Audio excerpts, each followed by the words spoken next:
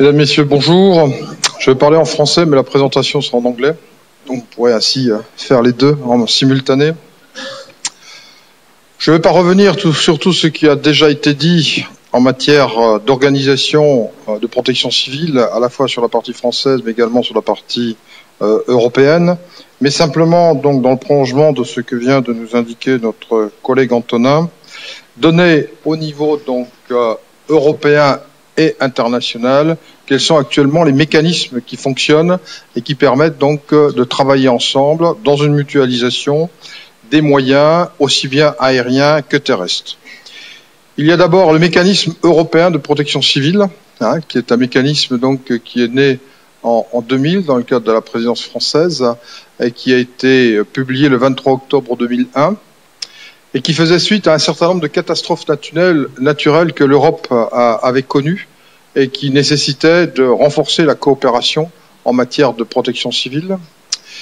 Il a été suivi, après actualisation, retour d'expérience au regard des grands feux, notamment de forêt, que nous avons connus 2003, 2004, 2005 dans un certain nombre de pays du sud de l'Europe, avec un recast du mécanisme en 2007, donc, dans lequel, là aussi, la problématique feu de forêt a été totalement intégrée dans ce nouveau mécanisme. Et puis, et j'y reviendrai, le nouveau mécanisme donc pour les années 2014-2020 a été adopté par le Conseil le 9 octobre, donc c'est tout récent, 9 octobre 2013, et va permettre de faire un certain nombre de choses donc dans ce dispositif. À côté de ces règles du mécanisme, il y a un instrument financier de protection civile, c'est-à-dire que dès lors qu'il y a action dans un cadre européen, par l'intermédiaire donc du Centre de coordination et de réponse donc de l'Union européenne, ex-SEMIC, maintenant ERCC, où il y a des mécanismes de cofinancement donc qui se mettent en place au profit des États membres qui mettent à disposition les moyens pour faire face à une situation de catastrophe. Le troisième volet qui existe également, dans le cas de catastrophes majeures, quand je dis catastrophe majeure, c'est pas les feux de forêt, c'est un tremblement de terre, par exemple, avec 10 000 morts ou 50 000 blessés, ou dans le cas de ce qu'on appelle les Crisis Coordination Arrangements, c'est-à-dire les coordinations donc, en cas de crise majeure, l'Union européenne va prendre la main sur les pays et sur les États pour assurer une coordination d'ensemble donc du dispositif. C'est un dispositif qui n'a jamais été mis en œuvre à l'heure actuelle, et heureusement, mais qui est pour faire face, par exemple, à une série d'attentats majeurs dans plusieurs pays ou capitales européennes simultanées, pour faire face à un tremblement de terre majeur avec plus de 15 ou 20 000 morts et plus de 100 000 blessés, par exemple, qui est prévu également en cas de pandémie générale pour bloquer et faire en sorte que tout ce qui arrive en Europe soit bloqué dans les airs, sur terre, etc. Donc une coordination européenne dans le dispositif, et il y a un certain nombre d'exercices donc qui jouent sur ce point. Il y a également donc ce qu'on appelle les missions de PESC, ce qu'on appelle les missions de Petersberg, qui permettent, dans un cadre très particulier, d'aide humanitaire pour les programmes d'action de paix ou de gestion de crise, donc de pouvoir intervenir dans ce domaine. Ça a été le cas dernièrement au Darfour, sur la partie Darfour, où ce mécanisme donc a joué dans un cadre à la fois humanitaire et protection civile, puisque nous étions en situation complexe, et je rappelle simplement qu'en situation complexe, c'est la protection civile qui prend la main sur l'aide humanitaire, et puis, en sens plus large, le consensus aide humanitaire et protection civile qui permet d'intervenir conjointement en fonction donc des différentes catastrophes. Si on prend des exemples très concrets dans lesquels ce mécanisme a déjà joué, il y a eu les tsunamis, il y a eu le tremblement de terre au Pakistan, il y a eu Haïti, il y a eu plus dernièrement Fukushima donc au Japon. Et à l'intérieur de l'Union européenne, c'est bien sûr les feux de forêt, c'est les tremblements de terre, beaucoup malheureusement en Italie, ces 3 dernières années. C'est aussi du risque technologique ou NRBC, c'était le cas de la Hongrie, c'était le cas d'autres pays, et puis des actes terroristes donc que l'on connaît. Si l'on reprend également au niveau plus international, quelles sont les matières de feux de forêt où nous avons pu intervenir, il y a les États-Unis, il y a le Canada, il y a l'Australie, l'Argentine. Alors l'Australie, comme j'ai nos collègues qui est présent là, il faudrait qu'il m'explique en aparté pourquoi systématiquement ils refusent l'aide européenne, et notamment celle des pays riverains qui sont francophones juste à côté, donc en cas de feu important. mais également on est intervenu en Argentine, au Chili, Russie dernièrement, les 2 dernières années, Chine, etc.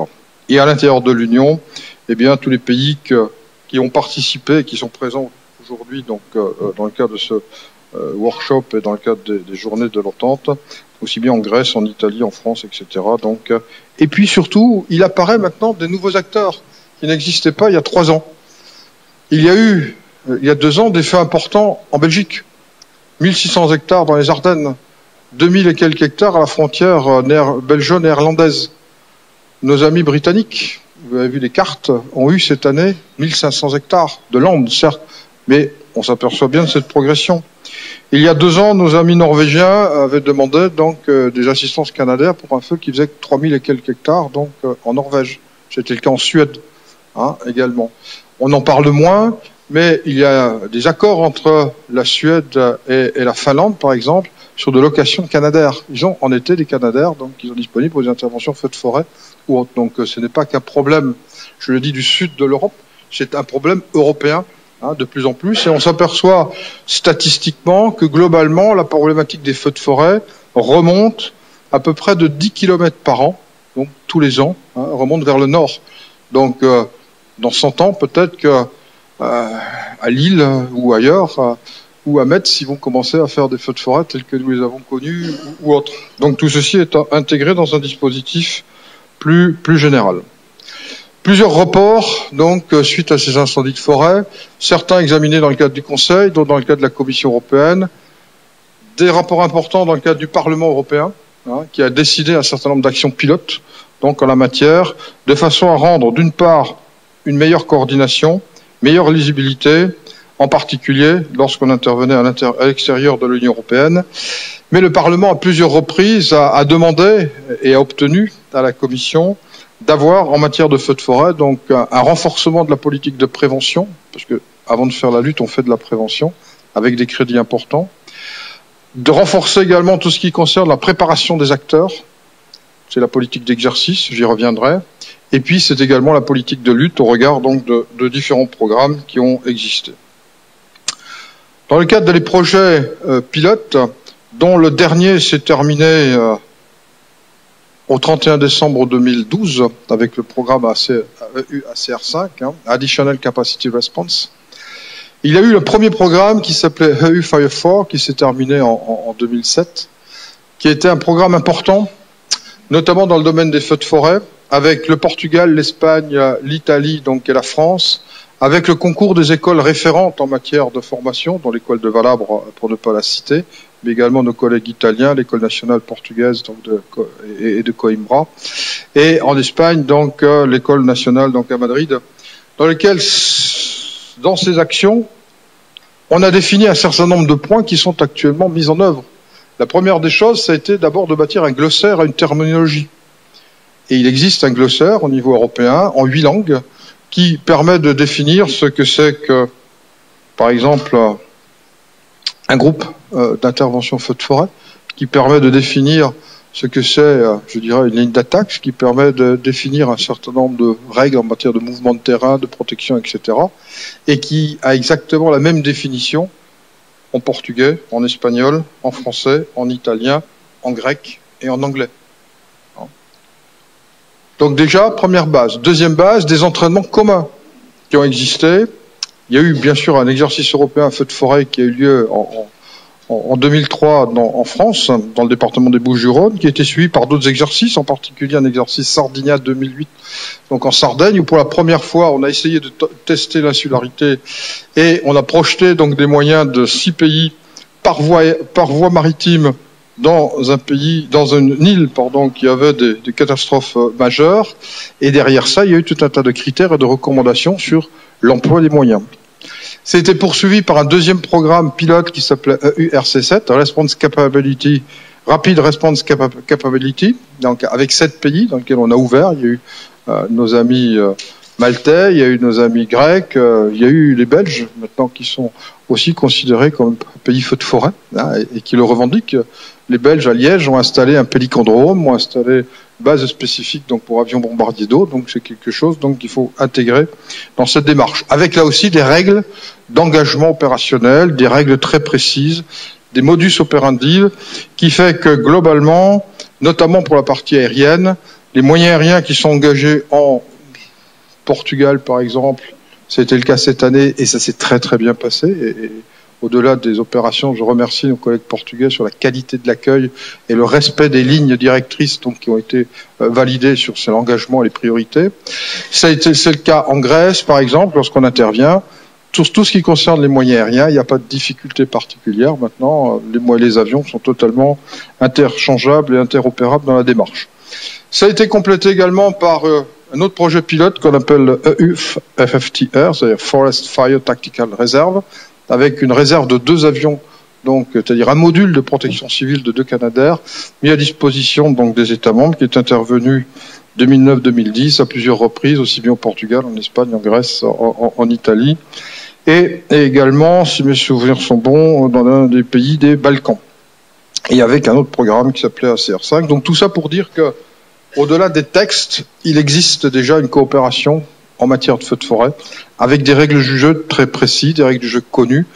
Et une grande partie d'ailleurs de mes collègues qui sont présents ici dans le cadre de cet atelier spécifique pour les team leaders en matière de moyens aériens ou de moyens terrestres dans le feu de forêt ont pour la plupart participé à un certain nombre d'exercices, je dirais, ou à un certain nombre de données dessus. Et vous aurez cette année, en 2014, dans le cadre de la présidence grecque, un gros exercice feu de forêt qui se déroulera à Athènes, donc pour rejoindre donc les préoccupations de nos amis grecs sur l'Attique qui est régulièrement dévasté, puisque en 98 nous étions déjà présents sur ces gros feux.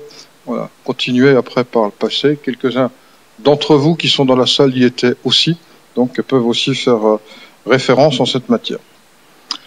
Tout ça pour dire que sur la partie texte, au-delà donc des actions opérationnelles, la Commission, le 26 octobre 2010, a présenté une communication spécifique en la matière sur le renforcement donc des capacités en matière opérationnelle. Alors, il y a eu le rapport Barnier, il y a eu un certain nombre de choses.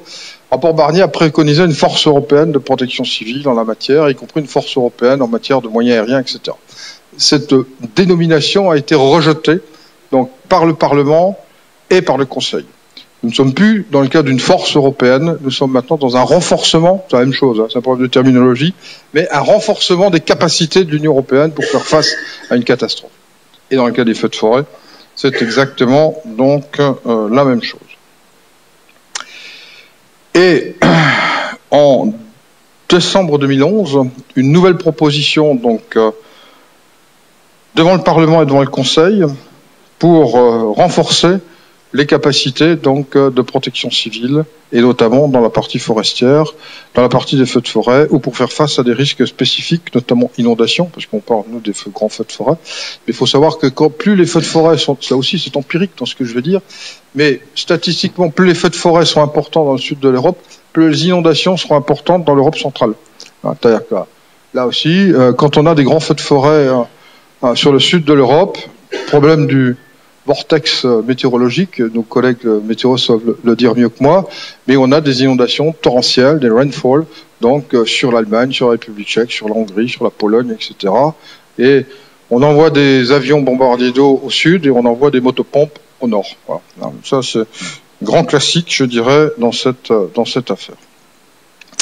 Dans le cadre donc de cette décision, un chapitre important qui est réservé à la prévention, avec des obligations sur de la planification, sur de la gestion de risques, etc. Une plus grande également renforcement sur la partie assistance de l'Union, en intégrant là aussi les coûts ratios effectifs moyens. Pourquoi je dis ça? Parce qu'il y a eu quelques excès.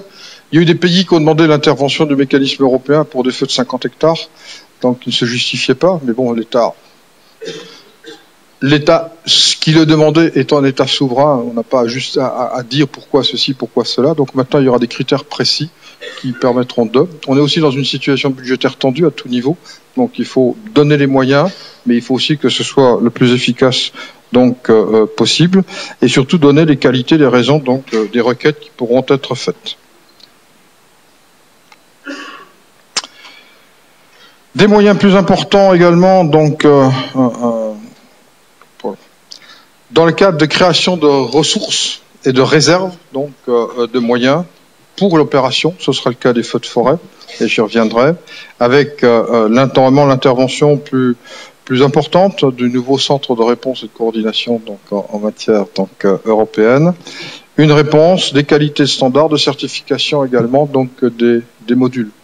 Il y avait des modules qui étaient déclarés par certains pays qui ne remplissaient pas obligatoirement les conditions requises donc pour être officiellement valables. Donc il va y avoir un certain nombre de règles, de critères donc qui vont pouvoir être engagés, sachant que les modules certifiés pourront bénéficier d'un financement et en particulier du financement du transport en cas de nécessité jusqu'à 100% donc des frais de transport, ce qui n'était pas le cas donc à l'heure actuelle et avec donc cela.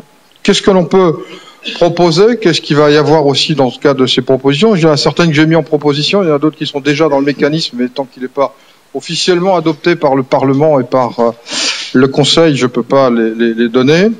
Le premier, donc, c'est un renforcement des mesures et des moyens de prévention et de surveillance, compétence des États principalement, mais avec la possibilité de participation financière de l'Union. Un renforcement de la politique d'exercice pour faire en sorte que, là aussi, les pays aient beaucoup plus encore l'habitude de travailler ensemble, même si globalement, je dirais, dans les États du sud de l'Europe, il n'y a pas de problème particulier, tout le monde se connaît, on a l'habitude de travailler ensemble, mais il n'y a pas que les pays du sud maintenant, il y a aussi certains pays dans lesquels on monte un peu plus au nord, sur lesquels il faut travailler. Des formations communes pour les team leaders en matière de feux de forêt. C'est le cas dans le cadre du programme de formation du mécanisme, ce qu'on appelle les formations tech, c'est-à-dire pour les formations spécialisées, qui permettent ce genre d'opération. Un certain nombre d'entre vous présents dans la salle ont déjà pu en bénéficier. Un renforcement également du rôle de l'officier de liaison, qui partira avec les modules, avec les détachements, etc., qui est un point très important donc dans la démarche, qui permet de faire l'interface et qui devra avoir aussi une bonne connaissance donc du dispositif des États et du dispositif européen. À partir de 2014, la possibilité d'avoir ce qu'on appelle des stand-by modules, c'est-à-dire des modules qui sont prêts à intervenir pour faire face à un risque donné pendant une période donnée dans le cadre d'un consortium de pays. C'est-à-dire c'est pas un pays seul, ça va être 2 ou 3 pays qui vont se mettre ensemble, qui vont s'associer pour pouvoir répondre donc à une demande. Le principe a été acté, jamais Bruxelles n'achètera de moyens aériens bombardiers d'eau. Voilà, ça faut bien se le mettre dans la tête, il n'y aura pas de financement dans ce domaine. Par contre, il y aura des financements sur tout ce qui est mutualisation, sur ce renforcement des données. Je vais prendre un exemple très concret qui concerne la France mais l'Italie. Tous les ans, on met 3 Canadair à Ajaccio et on met 3 Canadair italiens à Olbia. 20 minutes de vol entre les deux. Bon, pourquoi ne pas mettre 2 Canadair finalement à Olbia et 2 Canadair seulement à Ajaccio? On en enlève déjà 2 de moins, qui peuvent aller ailleurs, et on a une rationalisation donc du dispositif. Et dans ce cadre-là, il y a possibilité de cofinancement au niveau européen, justement sur cette mutualisation qui sera donnée, qui sera précise. Il y a tout un tas de questions comme ça qu'il faudra à donner, l'objectif étant de renforcer notre dispositif. Là aussi, dans le renforcement, la mutualisation des moyens, on est quand même aussi, même si je le redis, dans des périodes budgétaires sensibles. Est-ce que tous les États vont pouvoir continuer à assumer les charges financières consécutives à une flotte importante d'avions bombardiers d'eau? Est-ce qu'ils vont être en mesure de consacrer, alors que dans certains pays, je dirais, les surfaces parcourues diminuent de façon substantielle, obtenues grâce à la prévention, que le nombre de départs de feu, lui aussi, diminue sensiblement. Est-ce qu'il n'y a pas une vaste politique de réorganisation à mettre en œuvre en concertation entre les uns et les autres, tel que ça existe déjà dans ce que j'appelle l'assistance bimultilatérale sous couvert de l'Union européenne qu'on a entre notamment l'Espagne, la France et l'Italie, dans lequel les avions peuvent basculer d'un pays de l'autre, etc., sans aucune difficulté, sans aucun problème dans ce domaine. La possibilité, donc, là aussi, de renforcer un certain nombre de ressources dédiées notamment pour les problématiques des feux de forêt, que ce soit sur des moyens terrestres particuliers, politique d'innovation, politique également d'emploi des satellites, notamment sur tout ce qui est contour de feu, tout ce qui est positionnement, etc. Et puis de renforcer à un moment donné la coordination, mutualisation au niveau européen, sous contrôle des États membres, ça j'y tiens particulièrement, pour faire face donc à toutes ces capacités et tous ces envois. On y reviendra cet après-midi, donc dans le cadre de la table ronde, donc, mais voilà un peu les grandes lignes qui s'esquissent donc dans les jours, semaines et mois donc qui viennent.